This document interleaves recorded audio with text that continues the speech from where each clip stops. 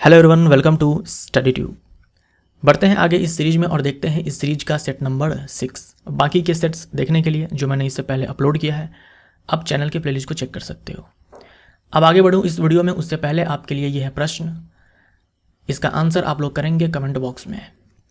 3 तत्व जिनका उपयोग रासायनिक उर्वरकों में सर्वाधिक होता है, इनमें से कौन से 3 वो तत्व हैं जिनका उपयोग, इनमें से कौन से वो 3 एलिमेंट्स हैं जिसका उपयोग केमिकल फर्टिलाइजर्स में सबसे ज़्यादा होता है। ये एग्जाम का पूछा हुआ प्रश्न है, तो इसका सही उत्तर दीजिए आप लोग कमेंट बॉक्स में।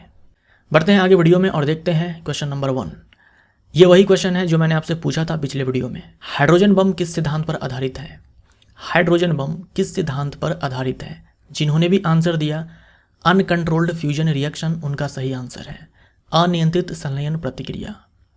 अनकंट्रोल्ड फ्यूजन रिएक्शन, इसी पे आधारित है हाइड्रोजन बम। और अनकंट्रोल्ड फिजन रिएक्शन, इस पे आधारित है परमाणु बम, एटम बम। तो ये अंतर आप ध्यान में रखिएगा।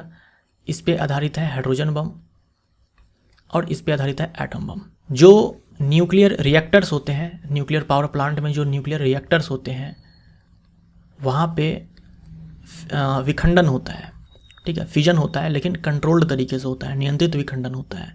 लेकिन बम में अनियंत्रित होता है, परमाणु बम में। फिजन में क्या होता है, एक भारी नाभिक 2 हल्के नाभिक में टूटता है, और फ्यूजन में क्या होता है, इसका विपरीत, 2 हल्के नाभिक आपस में फ्यूज होकर के एक भारी नाभिक का निर्माण करते हैं। दोनों ही प्रोसेस में बहुत सारी ऊर्जा निकलती है, लेकिन फिजन और फ्यूजन, इन दोनों की तुलना करें तो फ्यूजन में ज़्यादा मात्रा में ऊर्जा निकलती है फिजन की तुलना में। अब कभी कभी सवाल ये भी आता है कि सूर्य पे जो ऊर्जा का उत्सर्जन हो रहा है, इसके पीछे क्या कारण है? इसके पीछे कारण है फ्यूजन। फ्यूजन में क्या होता है, यहाँ पर हाइड्रोजन के नाभिक आपस में फ्यूज होते हैं और हीलियम नाभिक का निर्माण करते हैं, और इसी प्रोसेस से बहुत सारी ऊर्जा निकलती है। तो सन से जो ऊर्जा आ रही है उसका उत्सर्जन इसी प्रोसेस से होती है। कभी ये पूछ दें कि सूर्य और तारों में जो चमक है वो किस लिए है, तो आंसर आपका होगा प्लाज्मा।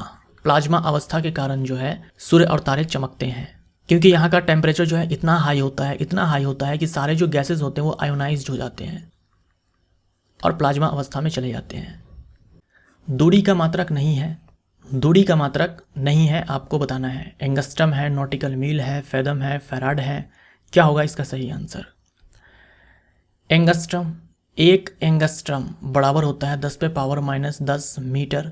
1 नैनोमीटर बराबर होता है 10 पे पावर माइनस 9 मीटर। तो जनरली हम लोग एंगस्ट्रम नैनोमीटर में बहुत ही छोटी लेंथ को मेजर करते हैं। तो जनरली जो वेवलेंथ है वो हम बताते हैं एंगस्ट्रम नैनोमीटर में। तो ये दूरी का मात्रक है। नॉटिकल मील, अक्षांश देशांतर के हिसाब से नॉटिकल मील में डिस्टेंस बताया जाता है। 1 नॉटिकल मील बराबर 1852 मीटर होता है, ये भी दूरी का मात्रक है। फैदम में समुद्र की गहराई मापी जाती है। यहाँ देखो 50 फैदम बराबर 30 फीट है, तो 1 फैदम बराबर हो जाएगा 6 फीट। 6 फीट, तो ये भी दूरी का मात्रक है। उसके बाद है फैराड। फैराड होता है कैपेसिटेंस का एसआई मात्रक। यहाँ देखो ये सारे हैं कैपेसिटर्स। कैपेसिटर्स को हम बोलते हैं संधारित्र। संधारित्र, ये देख रहे हो कैपेसिटर। यहाँ देखो लिखा हुआ है 10,000 माइक्रो फैराड। 1 माइक्रो मतलब 10 पे पावर माइनस 6। तो यहाँ जो फैराड लिखा हुआ है कैपिटल F, ये यही फैराड है। तो संधारित्र की धारिता, इसको बोलेंगे संधारित्र की धारिता, यानी कि capacitance of capacitor. Capacitance of capacitor का एसआई मात्रक होता है फैराड। तो डी हमारा यहाँ पर आंसर हो जाएगा। निम्नलिखित में से कौन सही नहीं है? सैंडलवुड आंशिक मूल परजीवी। जो सैंडलवुड के प्लांट्स होते हैं वो परजीवी होते हैं, लेकिन आंशिक रूप से, यानी पूर्ण रूप से परजीवी नहीं होते हैं, तो ये सही है। कस्क्यूटा यानी कि अमरबेल परजीवी पादप है, ये भी सही है। निपेंथिस ये मांसाहारी पादप है। निपेंथिस हो गया, ड्रोसेरा, उसके बाद यूट्रिकुलेरिया, वीनस फ्लाई ट्रैप, ब्लैडरवर्ट, ये सारे जो होते हैं मांसाहारी पादप होते हैं। मांसाहारी पादप मांसाहारी इसलिए होते हैं क्योंकि इनको नाइट्रोजन की जरूरत को पूरा करना होता है। ये ऐसे मिट्टी में ग्रो करते हैं जहाँ नाइट्रोजन की कमी होती है। उसके बाद फंगस स्वपोषी। फंगस जो है ये परपोषी होते हैं, यानी कि हेट्रोट्रॉप्स होते हैं। जो फंगस होते हैं वो परपोषी होते हैं। तो डी जो है ये सही आंसर है, क्योंकि ये सही नहीं है। देखो सैंडलवुड जो है मतलब चंदन का पेड़। वंश क्या है? सेंटलम। फैमिली सेंटलेसेई। सेमी पैरासिटिक प्लांट है। सेमी पैरासिटिक मतलब पूर्ण रूप से ये परजीवी नहीं है, आंशिक रूप से है, ठीक है, आंशिक रूप से परजीवी है। तो ये पॉइंट्स हैं जो आप सैंडलवुड के बारे में याद रख सकते हो। निम्न में कौन एक उत्कृष्ट धातु नहीं है, नोबल मेटल नहीं है? सोना है, चांदी है, प्लेटिनम है, लोहा नहीं है। तो डी हमारा आंसर हो जाएगा। जो नोबल मेटल्स होते हैं उनका ऑक्सीडेशन जल्दी नहीं होता है, इवन हाई टेम्परेचर पर भी। मतलब ऑक्सीजन के प्रेजेंस में अगर आप छोड़ दो तो जल्दी वो ऑक्सीडाइज नहीं होते, उनका ऑक्सीडेशन नहीं होता है। हाई टेम्परेचर तापमान बढ़ा दो फिर भी नहीं होता है। जैसे लोहा है, लोहा को अगर आप छोड़ दो ऑक्सीजन में तो उस पर धीरे धीरे क्या होगा, जंग लग जाएगा। लेकिन इन सारे मेटल्स के साथ, धातुओं के साथ ऐसा नहीं होता है। सिल्वर है, गोल्ड है, प्लेटिनम है, मरकरी है, तो इन सबको आप ध्यान में रख सकते हो एज नोबल मेटल्स। निम्न में से कौन सी एक संपूरक भौतिक राशि है? निम्न में से कौन सी एक संपूरक भौतिक राशि है? कॉम्प्लीमेंट्री नहीं होगा, सप्लीमेंट्री होगा। ठीक है, इसको काट दो, सप्लीमेंट्री फिजिकल क्वांटिटी। तो 7 मूल राशियाँ होती है, मूलभूत राशियाँ। लंबाई, द्रव्यमान, समय, विद्युत धारा, तापमान, ज्योति तीव्रता और पदार्थ की मात्रा। 2 होती है संपूरक राशियाँ, समतल कोण और ठोस कोण, समतल कोण और ठोसीय कोण। SI यूनिट रेडियन और स्टेरेडियन, ये दोनों आप ध्यान में रखिए, एग्जाम में पूछा जा सकता है। सॉलिड एंगल हमारा यहाँ पर आंसर हो जाएगा। बाकी ये सारे के सारे जो है ये फंडामेंटल क्वांटिटीज हैं। मानव शरीर की सबसे छोटी हड्डी कौन सी है? ह्यूमन बॉडी में सबसे छोटी हड्डी कौन है, स्मॉलेस्ट बोन कौन है? तो ये स्टेपेज हमारा राइट आंसर हो जाएगा।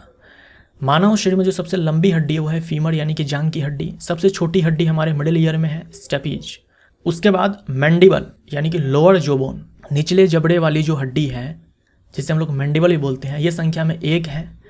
जो चेहरे में 14 हड्डियाँ होती हैं उनमें संख्या में ये 1 है मैंडिबल। तो ये हमारे चेहरे की सबसे बड़ी और सबसे मजबूत हड्डी है मैंडिबल। उसके बाद इसी 14 में 2 हड्डियाँ होती हैं जिसे हम लोग लैक्रिमल बोलते हैं। ये सबसे छोटी हड्डी है चेहरे में, यानी इन 14 में जो सबसे छोटी हड्डी है वो है लैक्रिमल, और इस 14 में जो सबसे बड़ी और मजबूत हड्डी है वो है मैंडिबल। वर्तमान में उपयोग किए जाने वाले रासायनिक प्रतीक किसने दिया था? देखिए, रासायनिक प्रतीक तो सबसे पहले डाल्टन ने दिया था इस प्रकार से। ये डाल्टन के दिए हुए सिंबल्स हैं, लेकिन इसे नकार दिया गया। और आज के डेट में जो हम सिंबल लिखते हैं इस प्रकार से कि अंग्रेजी लेटर्स का यूज करते हैं, उनमें भी क्या है, अगर मान लो 2 लेटर्स हैं तो जो पहला लेटर है हम उसे लिखते हैं अपर केस में और जो दूसरा है उसे लोअर केस में। यानी पहला लिखते हैं कैपिटल में और दूसरा स्मॉल लेटर में। तो ये दिया था बर्जिलियस ने, तो बी हमारा आंसर हो जाएगा। आज के डेट में जो हम सिंबल इस्तेमाल करते हैं वो दिया था बर्जिलियस ने कि इंग्लिश लेटर का इस्तेमाल करो। अगर 2 लेटर्स आते हैं तो पहला कैपिटल लिखो, बाद वाला यानी कि दूसरा स्मॉल लिखो। कैपलर के बारे में आप ध्यान रख सकते हो। कैपलर ने ग्रहों के गति से संबंधित 3 नियम दिए थे। जैसे न्यूटन ने गति के 3 नियम दिए थे, वैसे कैपलर ने ग्रहों के गति के 3 नियम दिए थे। सबसे बड़ा स्तनपायी कौन सा है? सबसे बड़ा स्तनपायी यानी कि सबसे बड़ा स्तनधारी कौन है, लार्जेस्ट मैमल कौन है? तो ये हो जाएगा ब्लू व्हेल, सी हमारा आंसर। यहाँ देखिए ये सारे पॉइंट्स ध्यान में रखिए। सबसे बड़ी स्तनपायी यानी कि स्तनधारी ब्लू व्हेल, सबसे जोर से बोल सकने वाला जंतु भी ब्लू व्हेल, विश्व का सबसे छोटा पक्षी हमिंग बर्ड, पीछे की ओर उड़ने वाला एकमात्र पक्षी भी हमिंग बर्ड, विश्व का सबसे बड़ा पक्षी ऑस्ट्रिच, सबसे बड़ी कोशिका ऑस्ट्रिच का अंडा, सबसे बड़ा समुद्री पक्षी एल्बाट्रोस। पक्षी जो उड़ने में असमर्थ हैं उनमें ऑस्ट्रिच, कीवी, ईमू, कैसोबरी, ये सारे आप याद रखें। जलीय पक्षी जो उड़ने में असमर्थ हैं उनमें है पेंगुइन, एकमात्र उड़ने वाला स्तनधारी चमगादड़, अंडे देने वाले स्तनधारी में एक्टिना, इसी को हम लोग स्पाइनी एंड ईटर बोलते हैं, और साथ में ऑर्निथोरिंकस जिसे हम डक बिल प्लेटिपस भी बोलते हैं। मार्सुपियल स्तनधारी यानी जिनके पास मार्सुपियल थैली है, मार्सुपियल पाउच है, उनमें डाइडेल्फिस और कंगारू, ये 2 नाम। तो यहाँ से एग्जाम में सवाल खूब पूछे जाते हैं, तो आप इसे ध्यान में रखें। पारिस्थितिकी तंत्र की संकल्पना को किसने परिभाषित किया था? जो इकोसिस्टम है इसके कॉन्सेप्ट को किसने डिफाइन किया था? आंसर हमारा हो जाएगा बी। शब्द पारिस्थितिकी, यहाँ पारिस्थितिकी का मतलब है इकोलॉजी। तो जो इकोलॉजी टर्म है ये दिया था अर्नस्ट हैकेल ने, और डेफिनेशन भी अर्नस्ट हैकेल ने ही दिया था। तो शब्द पारिस्थितिकी और इसकी परिभाषा अर्नस्ट हैकेल ने। आधुनिक पारिस्थितिकी के जनक यानी फादर ऑफ इकोलॉजी ये कहे जाते हैं ओडम। भारत में पारिस्थितिकी के जनक कहे जाते हैं रामदेव मिश्रा। और जो इकोसिस्टम टर्म है एंड इसकी जो परिभाषा है ये दी टांसले ने। आंसर हमारा बी हो जाएगा। निम्न में से कौन एक चार्ल्स डार्विन से संबंधित नहीं है? चार्ल्स डार्विन से संबंधित नहीं है। ये है गैलापागोस आइलैंड, गैलापागोस आइलैंड्स। तो गैलापागोस आइलैंड्स पे चार्ल्स डार्विन गए थे, वहाँ से घूम करके आए, फिर इन्होंने दिया theory of evolution by natural selection. प्राकृतिक चयन द्वारा विकास का सिद्धांत चार्ल्स डार्विन ने ही दिया था गैलापागोस आइलैंड से घूमकर आने के बाद। उसके बाद इन्होंने एक किताब भी लिखी, द ओरिजिन ऑफ स्पीशीज। तो ऊपर के ये तीनों जो है संबंधित है चार्ल्स डार्विन से। उपार्जित लक्षणों का सिद्धांत ये दिया था लमार्क ने। ये पिक्चर है लमार्क का, इन्होंने दिया था उपार्जित लक्षणों का सिद्धांत। चार्ल्स डार्विन और उनके बेटे फ्रांसिस डार्विन ने ऑक्सिन हार्मोन की खोज की थी। जो प्लांट हार्मोन है ऑक्सिन, इसकी खोज की थी चार्ल्स डार्विन ने। आंसर हमारा यहाँ डी हो जाएगा। जाइलम का कौन सा अवयव सभी संवहनी पादपों में उपस्थित होता है? संवहनी पादप हम उसे बोलते हैं जिसमें जाइलम और फ्लोएम देखने को मिलता है। थैलोफाइटा और ब्रायोफाइटा के पास जाइलम फ्लोएम नहीं होता है, तो हम उसे असंवहनी पादप बोलते हैं, एवेस्कुलर प्लांट बोलते हैं। उसके बाद टेरिडोफाइटा, जिम्नोस्पर्म, एंजियोस्पर्म, इन सभी में जाइलम और फ्लोएम दोनों होते हैं, तो उसे हम लोग वेस्कुलर प्लांट्स बोलते हैं। अब जो जाइलम है उसके पास 4 एलिमेंट्स होते हैं, 4 अवयव होते हैं, tracheids, vessels, xylem fibres, xylem parenchyma. यही 4 एलिमेंट्स होते हैं, 4 अवयव होते हैं। तो आपको बताना है इनमें से कौन सा वो अवयव है जो सारे ही प्रकार के वेस्कुलर प्लांट्स के अंदर पाए जाते हैं। देखिए, हर वेस्कुलर प्लांट के अंदर, हर संवहनी पादप के अंदर ये चारों उपस्थित नहीं होते हैं। किसी में कुछ तो किसी में कुछ गायब होता है इन 4 में से, लेकिन एक ऐसा अवयव जरूर है जो सारे में ही उपस्थित होते हैं। बताइए कौन सा है? ट्रैकीड्स हैं, वेसल्स हैं, जाइलम फाइबर्स हैं, जाइलम पैरेन्काइमा है, कौन है? आंसर हो जाएगा ए, ट्रैकीड्स। सारे ही वेस्कुलर प्लांट्स में पाए जाते हैं, ठीक है, सारे ही वेस्कुलर प्लांट्स में, ये आप ध्यान में रखिएगा। जो ट्रैकीड्स है और वेसल्स हैं, इन दोनों का जो मुख्य कार्य है वो है कंडक्शन करना, वाटर और मिनरल का ट्रांसपोर्ट करना, वाटर और मिनरल दोनों को ट्रांसपोर्ट करना रूट से पत्तियों तक। उसके बाद जाइलम फाइबर्स, इसका काम है मैकेनिकल सपोर्ट देना, यांत्रिक सहारा प्रदान करना। जाइलम पैरेन्काइमा, इनका काम है स्टोरेज का, ठीक है, स्टोरेज का भी है, मैकेनिकल सपोर्ट का भी है, लेकिन मैकेनिकल सपोर्ट के लिए जो सबसे ज़्यादा जिम्मेवार है वो है जाइलम फाइबर्स। बाकी ट्रैकीड्स और वेसल्स ये दोनों भी मैकेनिकल सपोर्ट देते हैं, लेकिन मुख्य काम इसका कंडक्शन का है, संवहन करना, जल और खनिज का संवहन करना। इसके अलावा एक पॉइंट और आप ध्यान में रखें, ये जो वेसल्स है ना, ये वेसल्स आपको नहीं दिखेगा जिम्नोस्पर्म में, याद रखिएगा। ट्रैकीड्स ये सारे में दिखेंगे आपको, जितने भी वेस्कुलर प्लांट्स होते हैं ये सारे में दिखेंगे आपको, लेकिन जो वेसल्स हैं ये जिम्नोस्पर्म के अंदर नहीं दिखेगा, केवल और केवल दिखेगा एंजियोस्पर्म में। केवल और केवल एंजियोस्पर्म बोले तो टेरिडोफाइटा के अंदर भी नहीं दिखेगा और ना ही जिम्नोस्पर्म के अंदर दिखेगा। एंजियोस्पर्म के अंदर ये यूनिक फीचर है, ध्यान में रखिएगा, यूनिक फीचर है एंजियोस्पर्म का कि उसके अंदर वेसल्स होते हैं। निम्न में से कौन सी गैस पृथ्वी पर ग्रीन हाउस प्रभाव के लिए अधिक जिम्मेवार है? तो कई प्रकार के ग्रीन हाउस गैसेस हैं, मीथेन है, कार्बन डाइऑक्साइड है, नाइट्रस ऑक्साइड है, वाटर वेपर है, CFC है, क्लोरोफ्लोरोकार्बन, ओजोन है, लेकिन सबसे अधिक जिम्मेवार है तो ऊपर के दोनों, मीथेन और कार्बन डाइऑक्साइड, मीथेन और कार्बन डाइऑक्साइड, सी हमारा आंसर हो जाएगा। वैसे देखो तो जल वाष्प और कार्बन डाइऑक्साइड ये भी ग्रीन हाउस गैस कहलाते हैं, ओजोन, कार्बन डाइऑक्साइड ये भी ग्रीन हाउस गैस कहलाते हैं, लेकिन जो सबसे अधिक जिम्मेवार है उनमें हम मीथेन और कार्बन डाइऑक्साइड को ही इंक्लूड करेंगे। तो इस हिसाब से सी हमारा आंसर हो जाएगा। ये एग्जाम का पूछा हुआ सवाल है। निम्नलिखित में से किसे ऑडम कहा जाता है? ऑडम, ऑडम से ही सिंबल लिया गया है AU, जो कि सिंबल है गोल्ड का, तो बी हमारा यहाँ पर आंसर हो जाएगा। आयरन, आयरन के लिए हम लोग सिंबल लिखते हैं Fe, ये लिया गया है लैटिन नाम फेरम से। गोल्ड का सिंबल लिखते हैं AU, ये लिया गया है लैटिन नाम ऑरम से। सिल्वर का सिंबल Ag लिखते हैं, अर्जेंटम से लिया गया है। लेड के लिए हम Pb लिखते हैं, प्लम्बम से लिया गया है। मरकरी के लिए हम लोग Hg लिखते हैं, जो कि हाइड्रार्जीरम से लिया गया है। सोडियम के लिए हम लोग Na लिखते हैं, जो कि नेट्रियम से लिया गया है। पोटेशियम के लिए हम लोग K लिखते हैं, जो कि कैलियम से लिया गया है। ये एग्जाम का पूछा हुआ सवाल है, तो आप देख सकते हो कि ये जो टेबल है ये आपके लिए कितना इंपॉर्टेंट है। इस प्रकार के जो प्रश्न हैं ये यहाँ से बनते हैं इस टेबल से, तो आप इस टेबल को ध्यान में रखिए। निम्न में कौन सा भी कार्बनिक यौगिक में हमेशा मौजूद रहता है? कार्बनिक यौगिक है तो डेफिनेटली कार्बन हमेशा मौजूद रहता है, लेकिन इसका मतलब ये नहीं है कि जिसमें कार्बन होगा वो कार्बनिक यौगिक ही होगा। जो कार्बनिक यौगिक होगा उसमें कार्बन जरूर होगा, लेकिन हर कार्बन वाला यौगिक कार्बनिक नहीं होगा। जैसे कार्बन डाइऑक्साइड, ठीक है, कैल्शियम कार्बोनेट, यहाँ भी देखो कार्बन है, यहाँ भी कार्बन है, लेकिन ये सारे क्या है, कार्बनिक यौगिक नहीं है, अकार्बनिक यौगिक है। तो आंसर हमारा यहाँ पर सी हो जाएगा। हर कार्बनिक यौगिक में कार्बन होगा और हर अम्ल में हाइड्रोजन होगा। लेकिन इसका उल्टा दोनों के लिए ठीक नहीं है। हर कार्बन वाला यौगिक कार्बनिक नहीं होगा और हर हाइड्रोजन वाला यौगिक अम्ल नहीं होगा। मानव शरीर में आइलेट्स ऑफ लैंगरहैंस कहाँ पाए जाते हैं? आइलेट्स ऑफ लैंगरहैंस ये कहाँ पाए जाते हैं? क्या होगा हमारा आंसर? सी, अग्नाशय। ये जो अग्नाशय है ये मिश्रित ग्रंथि है और हमारे बॉडी के अंदर दूसरी सबसे बड़ी ग्रंथि है लीवर के बाद। सबसे बड़ी ग्रंथि लीवर है, उसके बाद है अग्नाशय। तो ये जो अग्नाशय है ये मिश्रित ग्रंथि है।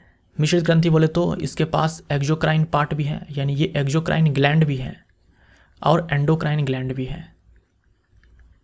बहिर्स्रावी ग्रंथि भी है और अंतःस्रावी ग्रंथि भी है।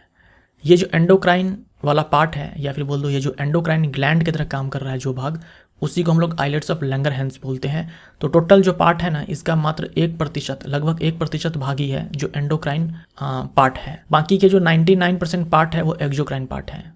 तो ये जो एंडोक्राइन वाला पार्ट है जिसे हम लोग आइलेट्स ऑफ लैंगरहैंस बोलते हैं, इसमें कई प्रकार की कोशिकाएं होती है, जैसे कि बीटा सेल्स हैं, अल्फा सेल्स हैं, डेल्टा सेल्स हैं। ये जो बीटा सेल्स होते हैं ना, यही बनाते हैं इंसुलिन हार्मोन, यही इंसुलिन हार्मोन बनाते हैं। और जो एक्सोक्राइन पार्ट है, एक्सोक्राइन ग्लैंड है, ये पैनक्रियाटिक जूस बनाते हैं जिसे हम लोग पूर्ण पाचक रस बोलते हैं, अग्नाशय रस। मानव शरीर का एकमात्र अंग जो पुनः विकसित हो सकता है, यानी कि रीजनरेट कर सकता है, ये है लीवर। सी हमारा आंसर। लीवर जो है एकमात्र ऑर्गन है हमारे बॉडी के अंदर जो रीजनरेट कर सकता है। जैसे यहाँ देखो पिक्चर में दिखलाया गया है, प्री ऑपरेशन ये पार्ट दिख रहा है आपको, पोस्ट ऑपरेशन, ऑपरेशन के बाद इस पार्ट को काट करके हटा दिया गया और देखो वापस से ये आ गया। तो लीवर के पास एकमात्र क्षमता है रीजनरेट करने की। तो सी हमारा आंसर हो जाएगा। लीवर बाइल जूस बनाता है, लीवर बाइल जूस बनाता है। और ये बाइल जूस स्टोर्ड कहाँ होता है? गॉल ब्लैडर में। तो बाइल जूस बनाता लीवर है, स्टोर्ड होता है गॉल ब्लैडर में, यानी कि पित्ताशय में। बाइल जूस यानी कि पित्तरस।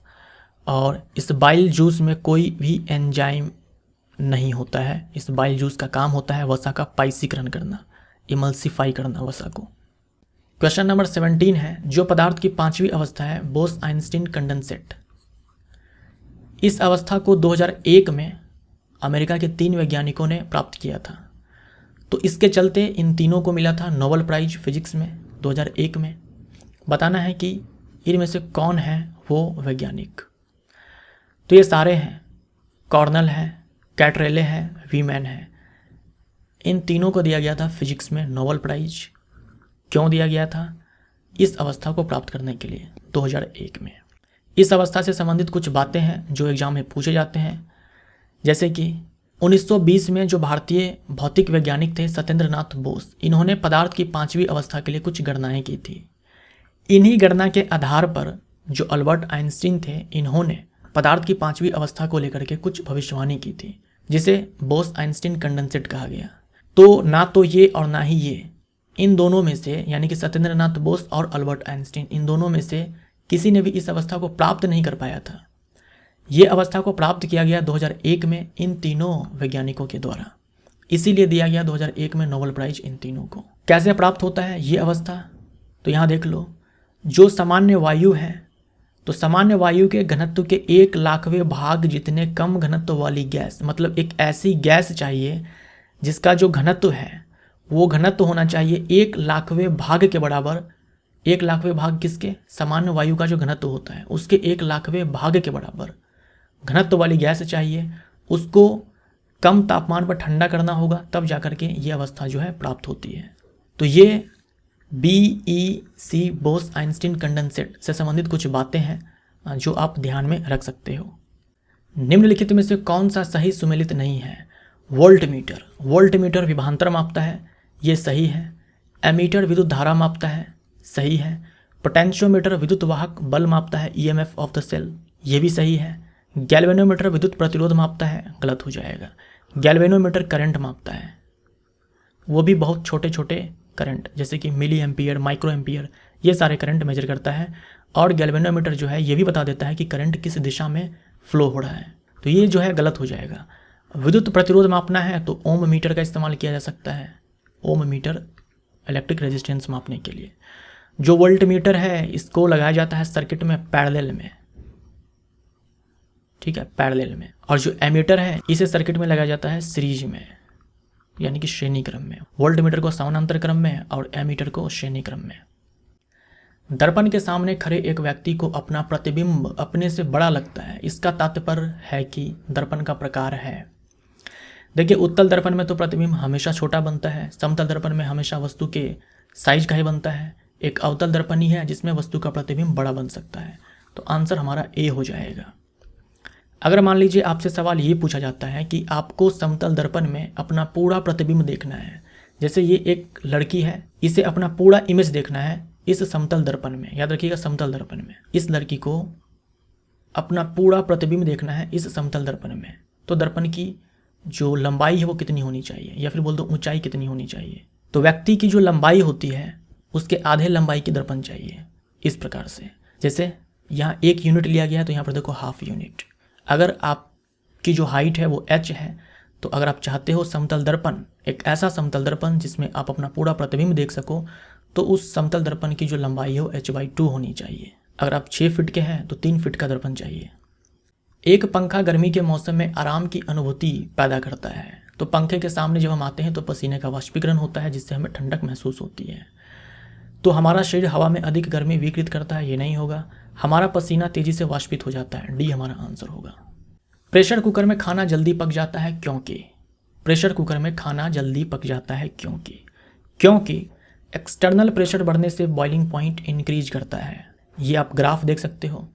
एक्सटर्नल प्रेशर, जो बाह्य दाब है, जब हम कुकर का ढक्कन बंद कर देते हैं तो क्या होता है, जो भी पानी है जो भाप में कन्वर्ट होता है वो बाहर तो नहीं जा पाता है, तो वो लगाता है एक्सटर्नल प्रेशर पानी के ऊपर, जिससे कि पानी का बॉइलिंग पॉइंट है वो इंक्रीज कर जाता है। तो अगर बॉइलिंग पॉइंट इंक्रीज कर जाएगा तो पानी को उबलने के लिए ज़्यादा टेम्परेचर चाहिए, और ज़्यादा टेम्परेचर मिलेगा तो खाना जल्दी पकेगा। तो उच्च दाब के कारण पानी उच्च तापमान पर उबलने लगता है। तो बी हमारा यहाँ पर राइट आंसर। पृथ्वी का जल चक्र किसके द्वारा संचालित होता है? तो पृथ्वी का जल चक्र संचालित होता है सन के द्वारा। सन ही है ड्राइविंग फोर्स वाटर साइकिल के लिए। सूर्य से आने वाली जो ऊष्मा है उससे जो समुद्र का पानी है, नदी का पानी है, वो गर्म होगा, वाष्पीकरण होगा, वाष्प ऊपर जाएगा, ठंडा होगा, बादल का निर्माण होगा, फिर बारिश होगी, वापस से वो पानी नदी में समुद्र में जाएगा, वापस से ये प्रक्रिया रिपीट होगी। यदि रेफ्रिजरेटर के दरवाजे कुछ घंटे के लिए खुला छोड़ दे तो कमरे का तापमान क्या होगा?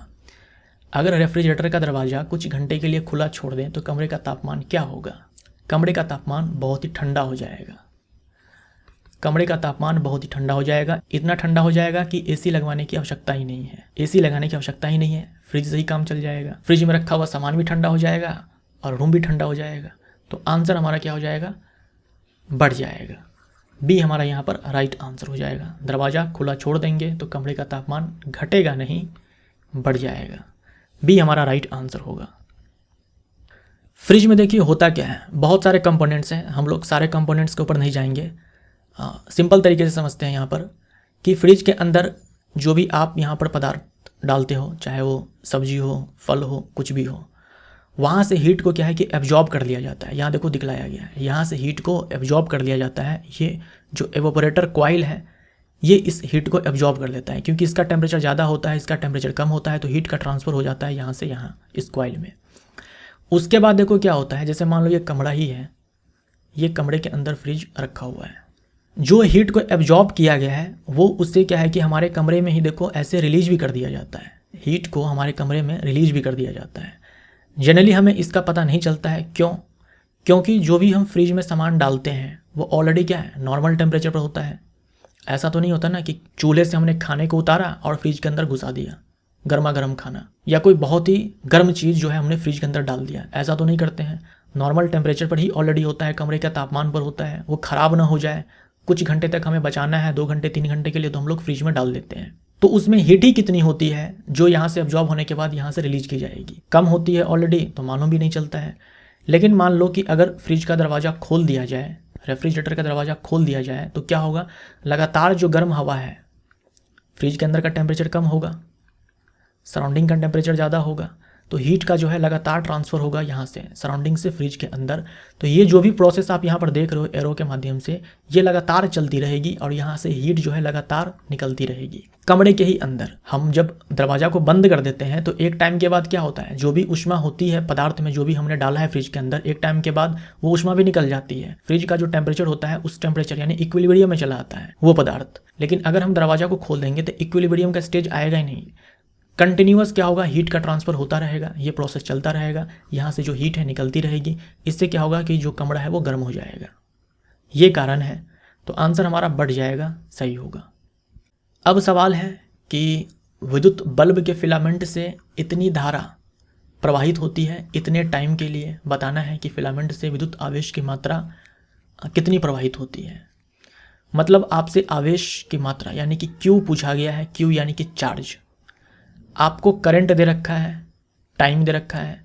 अच्छा, आवेश का ऐसा मात्रक कूलम होता है, कूलम में ही देखो सारे के सारे आंसर हैं। तो फॉर्मूला होता है Q = I × में T। अब देखो आपको आंसर चाहिए कूलम में, तो जो करंट आप डालोगे वो डालोगे एम्पियर में SI मात्रक में, जो टाइम डालोगे वो SI मात्रक में यानी कि सेकंड में। तो I है 0.75 एम्पियर, टाइम है 6 मिनट लेकिन हमें सेकंड में चाहिए, तो 60 से मल्टीप्लाई करेंगे। इसको मल्टीप्लाई करने के बाद 270 कूलम आएगा। बी हमारा आंसर हो जाएगा। पीछे की ओर उड़ने वाला एकमात्र पक्षी कौन सा है? हमिंग बर्ड किसी भी डायरेक्शन में उड़ सकता है, तो आंसर हमारा हमिंग बर्ड, ए हमारा राइट आंसर। तो ये हमारा सेट नंबर 6 यहाँ पर समाप्त होता है। मिलते हैं अगले सेट में, सेट नंबर 7 में। जो सवाल मैंने आपसे पूछा है उसका आंसर आप लोग ज़रूर करें। वीडियो अच्छा लगा हो तो लाइक ज़रूर करें। Thank you so much.